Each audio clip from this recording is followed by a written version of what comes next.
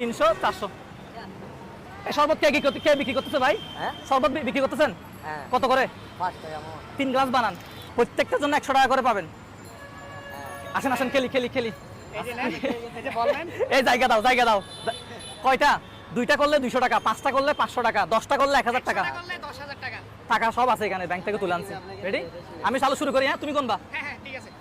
1 2 3 4 5 6 7 8 9 10 11 12 13 14 15 16 17 18 19 20 21 22 23 24 25 26 27 28 29 30 31 32 33 34 35 36 টাকা সব শেষ। কত বললো? 36টা 3600 টাকা।